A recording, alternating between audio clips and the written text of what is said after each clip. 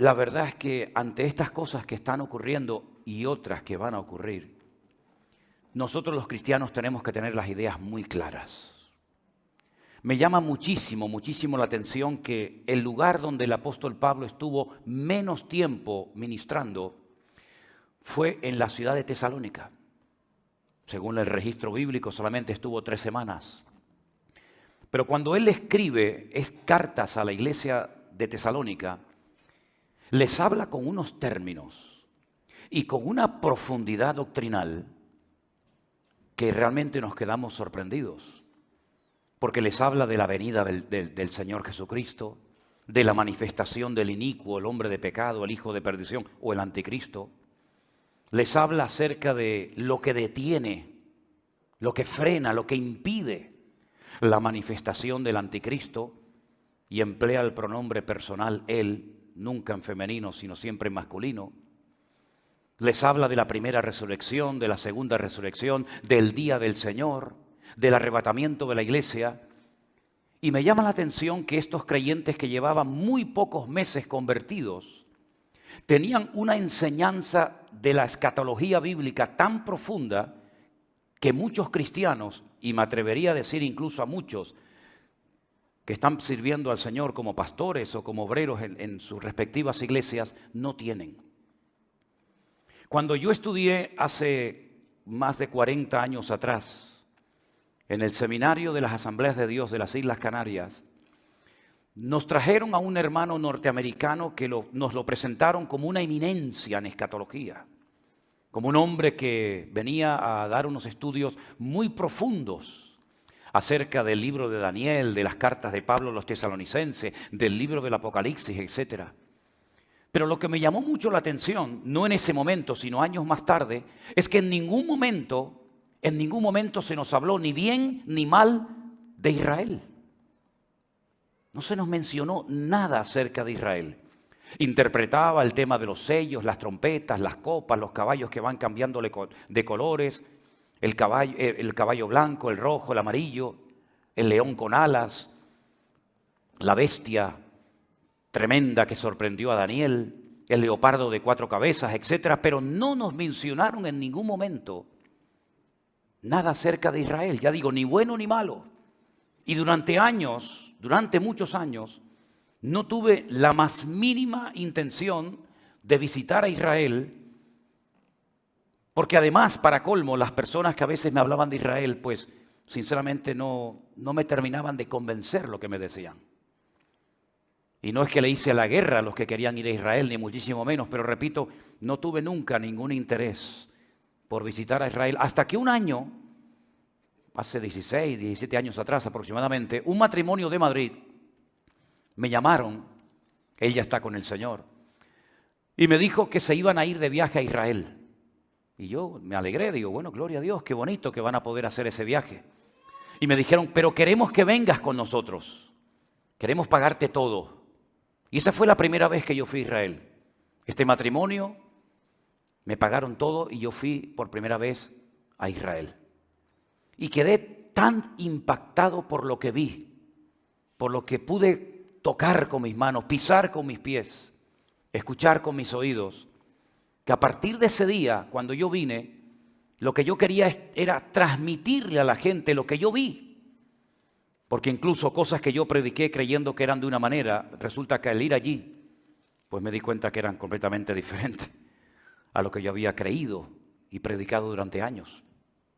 Y desde hace 16 años estamos viajando todos los años a Israel, menos estos 2 últimos años, por este motivo que todos ustedes saben. Y cada vez que voy allí me reafirmo más en mi fe. No se me ha ido, permítame la expresión, la cabeza con el tema de Israel. No soy un fanático del judaísmo, ni muchísimo menos, porque me doy cuenta de que nosotros los cristianos, los que hemos conocido el Evangelio, los que hemos sido libres, porque hemos conocido la verdad que es Cristo, somos gente realmente privilegiada. Y cuando leemos el Nuevo Testamento, que ellos no lo tienen, tenemos una información extraordinaria acerca de las cosas que han de suceder en breve, que por cierto, ya han comenzado a suceder.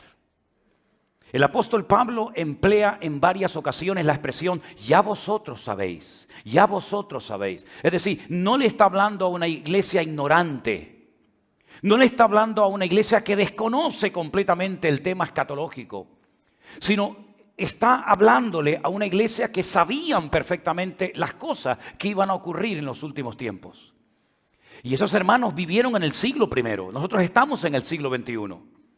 Y ellos ya en el siglo I ya estaban esperando al Mesías por segunda vez. Ya ellos sabían la cronología de los tiempos, evidentemente no el día ni la hora, pero sí las señales de los últimos tiempos. Y yo he dicho muchísimas veces que es fundamental que sepamos discernir el tiempo en el cual estamos viviendo. Porque si no somos conscientes del tiempo en el cual estamos viviendo, tampoco vamos a poder reconocer las señales que van a ocurrir y que de hecho ya han comenzado a ocurrir a nuestro alrededor.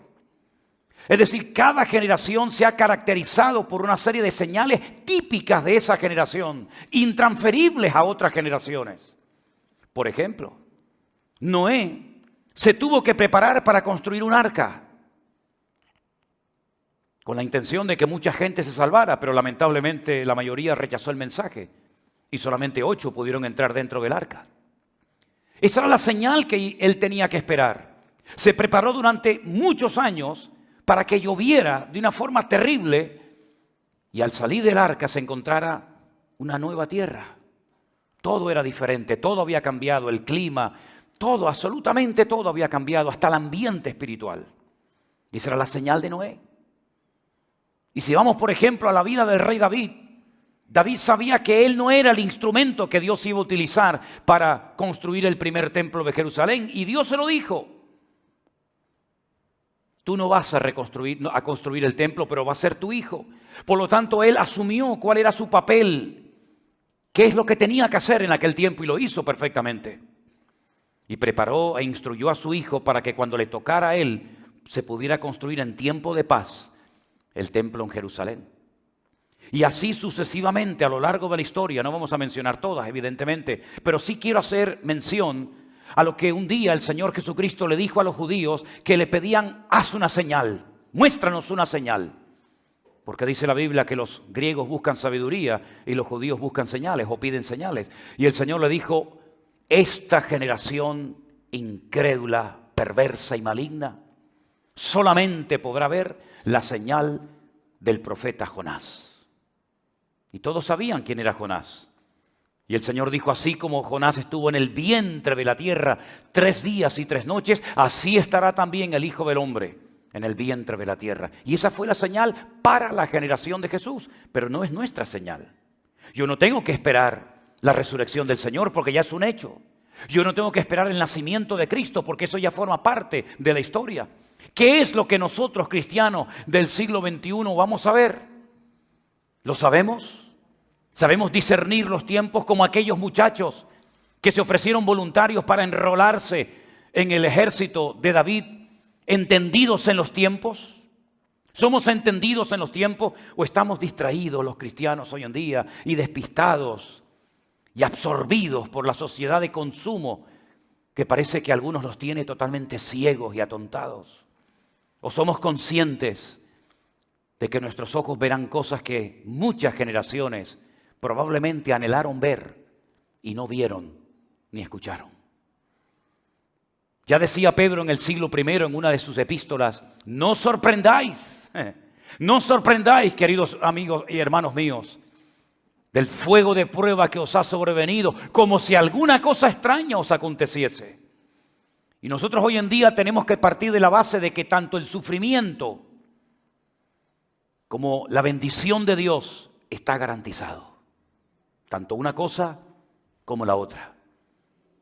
Dicen que el 75% de la gente que fue por primera vez a una iglesia, y no me estoy refiriendo en esta tarde a los que habéis venido por primera vez, pero se han hecho muchas estadísticas a lo largo de la historia, y ya digo, dicen que el 75% de la gente que visitó una iglesia cristiana evangélica por primera vez en su vida fue porque tal vez tenía una necesidad, física, espiritual, económica, un problema con el hijo, con la esposa, con el marido, lo que sea, y se atrevió a ir a la iglesia porque alguien le invitó y le dijo que iban a orar por él, por ella, que el Señor le podía ayudar y cambiar la vida. Y es que el ser humano generalmente siempre busca algo o alguien a lo que agarrarse en momentos de angustia. Oremos para que la gente en momentos de crisis y de angustia busquen a Dios y no busquen fuera del Señor, porque no van a encontrar absolutamente nada. Amén, hermanos. A mí me llamó mucho la atención que estábamos en el Monte de los Olivos hace un par de semanas atrás con el primer grupo, y de repente cuando llegamos al Monte de los Olivos, donde hay esa panorámica preciosa de toda la ciudad de Jerusalén, empiezan a llegar unos coches negros blindados como los de las películas norteamericanas, y salían unos hombres enormes con unos cables aquí en el oído y con una pinta de pocos amigos, y de repente salió una señora y empezó a sacar fotos delante del Monte de los Olivos. Y digo, ay, esta mujer la conozco yo. Y apunté aquí el nombre para no meter la pata. Nancy Pelosi. Nancy Pelosi es la presidenta o la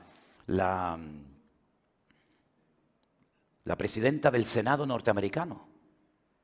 Allí estaba ella. En Jerusalén, la semana pasada. Y ayer, día de Shabbat, que no se puede tomar un avión, que no se puede ni tocar un botón, todo lo que produzca electricidad está totalmente prohibido. Es curioso que ayer el presidente Naftali Bennett, religioso ortodoxo, nuevo presidente, primer ministro de Israel, se fue a Rusia a hablar con Putin. El presidente, el primer ministro de Israel, la presidenta del Senado norteamericano en Jerusalén, ayer el Papa haciendo convocatorias mundiales a todas las religiones para hacer encuentros ecuménicos de oración. Y yo pregunto, ¿qué es lo que está pasando? ¿Qué se está moviendo detrás del telón?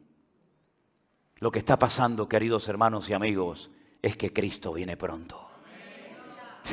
Y se está preparando todo de una forma increíble. Y hoy en día tenemos una gran ventaja, y es que tenemos las redes sociales, tenemos los canales en Facebook, en YouTube, la televisión, las parabólicas, etc. Y en tiempo real podemos ver lo que está ocurriendo a miles y a miles de kilómetros de distancia de nuestros hogares. Y todo esto nos tiene que abrir los ojos, porque hemos leído en esta tarde acerca de los tiempos y de las ocasiones. No tenéis necesidad, hermanos, de que yo os escriba, porque vosotros sabéis perfectamente que el día del Señor vendrá así como ladrón en la noche. Que cuando digan paz y seguridad, entonces vendrá sobre ellos destrucción repentina como los dolores a la mujer encinta, y no escaparán. Si de algo ha servido estos días ver la noticia, es para despejar una incógnita, una duda que muchos tenían. ¿Será Putin el anticristo? Pues no, porque el anticristo no va a transmitir al principio miedo, inseguridad, incertidumbre, pánico, y este caballero es lo que está transmitiendo con sus declaraciones y con sus jueguitos de guerra y con su soberbia y con su embriaguez de poder que tiene. Tiene asustado a medio mundo. Nadie es capaz de decirle, ¿qué estás haciendo, amigo? Porque es la potencia nuclear más grande del mundo. Y no me extrañaría lo más mínimo que este señor tuviera y cayera en la tentación de tocar el botoncito y hacer una pequeña demostración de la fuerza tremenda que tiene, hasta el punto que presume de poder destruir el planeta Tierra 11 veces seguidas. Ya en Israel hace muchos años crearon, y en estos días, curiosamente lo han vuelto a mencionar, el protocolo Sansón. No sé si saben en lo que consiste, pero Israel creó hace años ya un protocolo llamado el protocolo Sansón, recordando la historia del juez de Israel que dice que en su ceguera y atado, encadenado a 2 columnas en el templo de Dagón, con los filisteos, le pidió al Señor una renovación espiritual, le pidió al Señor una nueva oportunidad para vengarse de sus enemigos. Y dice la Biblia que el Señor se la concedió. Y dice que se apoyó en las columnas y las tumbó. Y ese templo de Dagón se puede visitar en el Parque Nacional de Ashkelon, donde he estado, y en Gaza y en otros sitios. Y dice que murieron más cuando moría que durante todo su ministerio y durante toda su vida. Y el protocolo Sansón consiste en: si nos atacan, no van a poder celebrar la victoria porque todos moriremos y no quedará nadie en pie. Ya lo decía Albert Einstein: si se llega a utilizar armamento nuclear en una tercera guerra mundial, la cuarta vez que nos enfrentemos los seres humanos tendremos que pelear con palos y piedras, si es que quedan. Los tiempos difíciles de los cuales profetiza la Biblia, los tiempos peligrosos de los cuales nos habla Pablo y Juan y otros autores, ya están en medio nuestro. Y cuando el Señor dice que el día del Señor vendrá como ladrón en la noche, quiero decirles a los que escuchan este mensaje que en esta ocasión, como en otras tantas, la referencia al día del Señor no se refiere precisamente al Shabbat o al día del reposo. En esta ocasión, el día del Señor habla del día de la visitación del eterno Dios, habla acerca del día que la ira del Cordero va a ser derramada, y es Él el que va a traer al valle de Megiddo, y era un lugar que yo deseaba con todo mi corazón poder llevar a estos dos grupos, y lo pudimos hacer, tanto al primer grupo, que no los pude subir a lo alto de una azotea, pero los llevé por un camino, y al otro grupo que los llevé a lo alto de un monasterio, les digo: observen ahí abajo, este es el valle de la decisión. Este es el valle donde dice la Biblia que la sangre llegará hasta los frenos, la altura de los frenos de los caballos. Y cuando termine el combate, donde 100 millones, millones y millones de soldados participarán, estarán durante 7 años quemando al fuego el armamento, y durante 7 meses contratarán a gente a jornal para enterrar a los muertos. Y es allí donde tiene forma de lagar, donde Napoleón, cuando visitó Israel, dijo: este es el valle perfecto para llevar a cabo una gran batalla. Y realmente así lo es, un valle inmenso, tiene forma de olla, como si fuera un lagar, y ahí es donde Dios traerá a las naciones, y allí les demostrará que contra Él no puede nada ni nadie, porque Él es el Rey de Reyes y el Señor de los Señores. ¿Cuántos dicen amén? Así que, mis queridos hermanos, nosotros tenemos la gran ventaja de poder tener, aparte del Antiguo Testamento, aparte de ese libro tremendo y precioso del libro de Daniel, que es el Apocalipsis del Antiguo Testamento, aparte de toda esa información, tenemos todo el Nuevo Testamento. Y hay 150 versículos en el Nuevo Testamento que hablan acerca de la inminente venida, la segunda venida de nuestro Señor Jesucristo. Pablo hizo 50 referencias directas y otras. Pues ese es el ejemplo que pone el Señor hablando acerca de su venida. Dice que vendrá como ladrón en la noche. Es decir, sin aviso, pero para los inconversos. Porque a nosotros nos ha dado muchísimos avisos. Las señales que están apareciendo a nuestro alrededor nos indican perfectamente el tiempo que falta para que el Señor venga otra vez. En el versículo 13 del capítulo 4, vamos a leerlo otra vez, por favor. Mira, Tesalonicenses capítulo 4, verso 13. Dice: hermanos, yo no quiero que ignoréis acerca de los que duermen, para que no os entristezcáis como los otros que no tienen esperanza. Porque si creemos que Jesús murió y resucitó, y hoy lo hemos recordado en la Santa Cena, pues dice aquí: así también traerá Dios con Jesús a los que durmieron en Él. Por lo cual os decimos esto en palabra del Señor, que nosotros que vivimos, que habremos quedado hasta la venida del Señor, no precederemos a los que durmieron. Aquí hay un orden, aquí hay algo cronológico. Esto no es, bueno, ¿qué vaina ahora? No, aquí hay un orden y hay que conocer el orden. Porque veo muchos hermanos que han oído hablar del anticristo, del Armagedón, de la segunda venida, pero luego no saben poner en orden las cosas. Y aquí de lo que se trata no solamente de tener un conocimiento amplio, profundo de las Sagradas Escrituras, sino el orden de las cosas, para saber posicionarnos y saber dónde estamos y qué tenemos que hacer. Porque el Señor mismo, con voz de mando, con voz de arcángel, con trompeta de Dios, descenderá del cielo y los muertos en Cristo resucitarán primero. Luego, nosotros, los que vivimos, los que hayamos quedado, seremos arrebatados juntamente con ellos en las nubes para recibir al Señor en el aire, y así estaremos siempre con el Señor. Y añade: por tanto, alentaos los unos a los otros con estas palabras. En mi opinión personal, yo creo que como nunca antes se tiene que predicar desde los púlpitos el retorno inminente de nuestro Señor Jesucristo. Es una tragedia que muchos cristianos tienen, que ignoran este tema tan importante, tan trascendental y tan necesario en estos tiempos. Incluso dicen: no leo el Apocalipsis porque hasta me da miedo leerlo. Cuando dice la Biblia: bienaventurado el que lee, el que oye y el que guarda las profecías que están escritas en este libro. El libro del Apocalipsis es una joya. Es una revelación no del anticristo, no es una revelación del falso profeta, es una revelación nada más y nada menos que del mismísimo Señor Jesucristo. Si ustedes leen Mateo, Marcos, Lucas y Juan, y ven cómo se presenta el Señor en esos evangelios, uno dice: Dios mío, esto es increíble.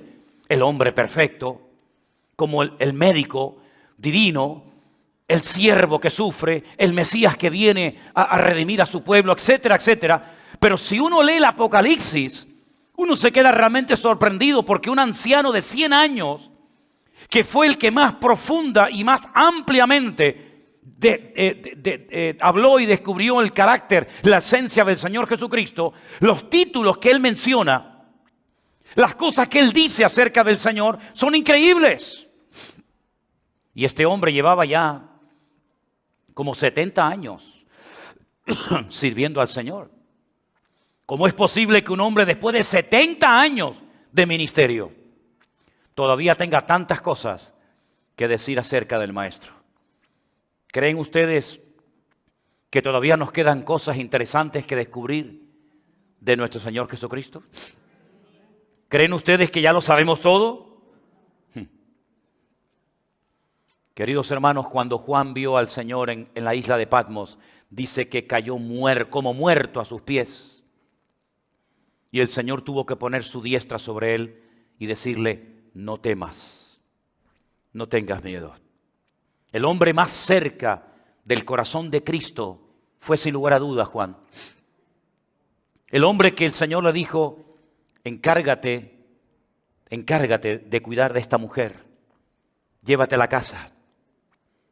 No le dijo a Pedro que la cuidara, no le dijo a Santiago, ni a Tomás, ni a Bartolomé. Le dio la responsabilidad de llevarse a María, a su madre, a casa. Primero, porque sabía que era el más longevo, iba a ser el más anciano de los discípulos. Pero en segundo lugar, porque lo que uno ama no se lo da a cualquiera. Amén, hermanos. Miren ustedes la reacción de Jacob cuando le dicen: viene tu hermano Esaú con 400 soldados o 400 criados armados hasta los dientes. ¿Qué fue lo que puso primero? ¿Qué fue lo que puso segundo? ¿Y a quién puso al final?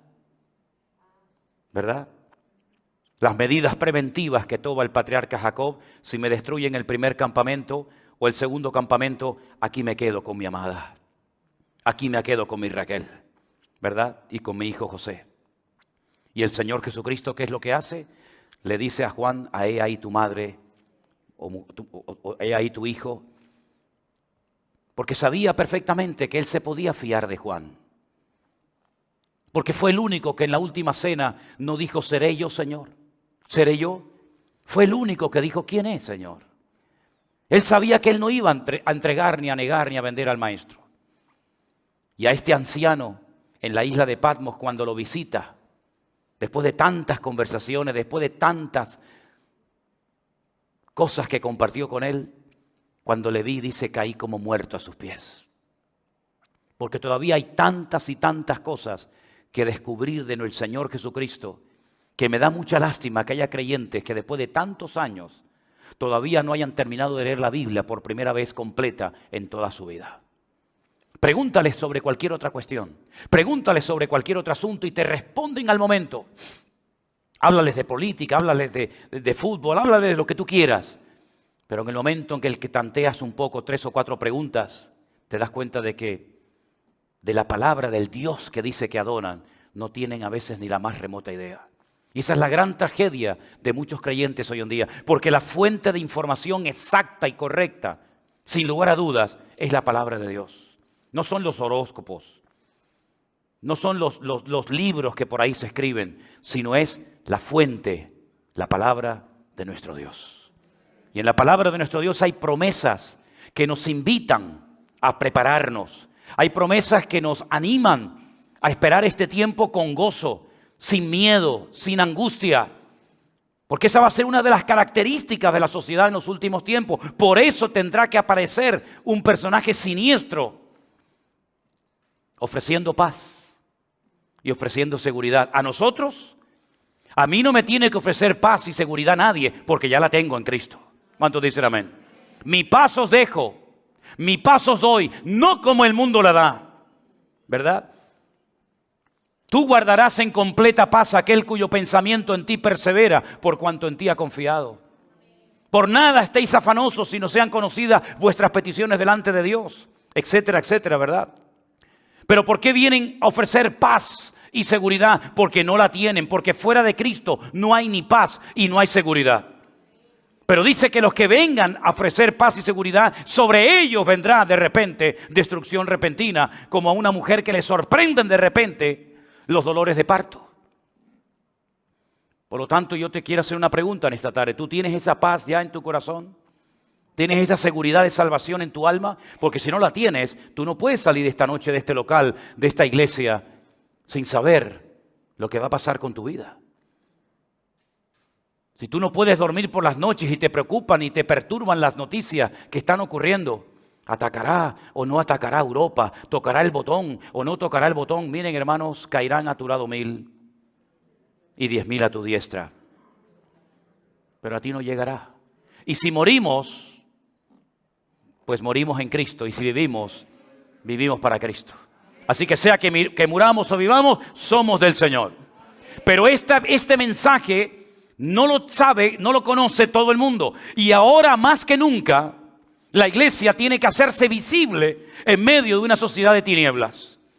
Estoy leyendo un libro muy interesante de un pastor alemán que mataron en la Segunda Guerra Mundial por oponerse al régimen nazi y a la matanza que hacían con los judíos. Un libro muy interesante. Y este hombre decía que la iglesia no puede quedarse callada. La iglesia no puede dejarse apagar, sino que la iglesia tiene que ir en contra de la corriente de este mundo y denunciar el pecado. Y también hablar acerca de lo que está sucediendo en los últimos tiempos. Y hoy en día nosotros tenemos que hablar más que nunca. Hoy en día tenemos que decirle cuando vas a tomarte un cortado, como hace unos días fui aquí al lado de la cafetería y le dije, lo que está pasando es lo que dice la Biblia. Y me dijo, sí, digo sí, y lo dice así, así y así, y esto, y esto, y esto. Aprovechemos las oportunidades, hermano. Nadie se avergüenza de proclamar sus mensajes. ¿Por qué tú y yo vamos a tener vergüenza de proclamar el único mensaje de salvación que puede cambiar y transformar las vidas? ¿Por qué? Cuando dice la Biblia que el evangelio es poder de Dios para salvación. Lo que España necesita no es un cambio de gobierno, es un cambio de corazón. Y el único que puede cambiar el corazón es nuestro Dios. Lo que nosotros necesitamos es hablar de Dios más que nunca. Gloria a Dios. Nosotros tenemos que aprovechar toda oportunidad y si no se presentan, la busco. Pero en esta semana tenemos que abrir la boca como nunca antes. Porque una de las cosas que van a caracterizar los últimos tiempos es que en una hora ocurre lo que antes tardaba 100 años en ocurrir. Yo me fui a Israel la semana pasada Y me levanté por la mañana y me dijeron, Casado ya no es el presidente del PP. Fue una noticia que, vamos, terrible, ¿no? Fue un cambio, hubo un antes y un después en la historia de la humanidad, ¿no? Putin acaba de atacar Ucrania. Pero es que mañana saldrá otra noticia. ¿Quién habla ahora del volcán de La Palma? ¿Ya está todo solucionado en La Palma? ¿Ya todos los que perdieron sus casas, sus trabajos, sus coches, ya está todo solucionado? ¿Quién habla de La Palma hoy en día? Nadie. Ya una noticia ha eclipsado a la anterior y mañana vendrá otra y otra y otra. Por eso, queridos hermanos, vamos a aprovechar el tiempo, porque los días finales serán tiempos difíciles. Pero ¿saben qué? Sabemos que las cosas se van a poner muy difíciles y complicadas, pero yo no quiero que tengan miedo en ningún momento, porque la bendición de Dios va a ser tan espectacular sobre su remanente fiel, que milagros que hace siglos que no ocurren en las iglesias, los vamos a comenzar a ver. Dios va a galardonar a aquellos hombres y mujeres que lloraron, que fueron incomprendidos, que fueron humillados, que fueron tratados como mueble viejo, que no sabían ni dónde meterse. Todo lo que tú has hecho para el Señor no ha sido en vano, mi querido hermano y hermana. Tus lágrimas no han caído ahí a la deriva sin que nadie se enterara. El Señor es galardonador de los que le buscan. Así que yo quiero que te armes de este pensamiento en esta tarde y vivas con expectativa, porque el Señor todavía, si te tiene en pie, es porque cuenta contigo. Tal vez los hombres no. Tal vez para los hombres ya no sirves. Ya estás viejo. Ya no predica igual. Ya parece que se olvida de las cosas. Me da igual lo que me diga la gente. En Cristo no hay jubilación. No te jubiles del Señor, porque el Señor todavía te tiene en pie para usarte, para sorprenderte y para hacer maravillas a través de tu vida. ¿Cuántos dicen amén? Cierra tus ojos ahí donde estás en esta tarde, querido hermano. Y quiero que ores con fe al Señor en este momento.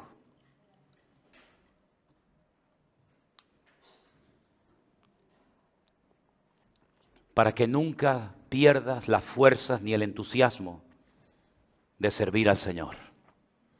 Para que nunca, nada ni nadie apague el deseo de honrar a tu Señor, al que te llamó, al que te salvó y al que sigue contando contigo como el primer día.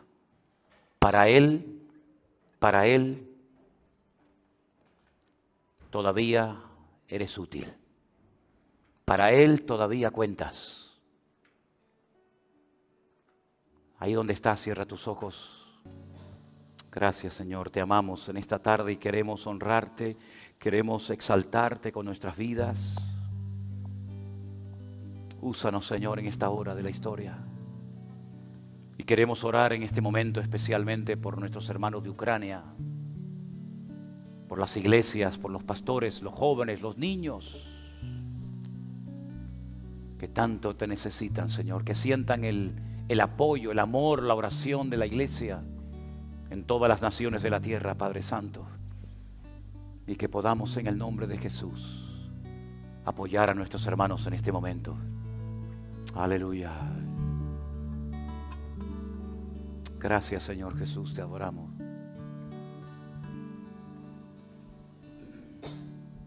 Gracias, Jesús.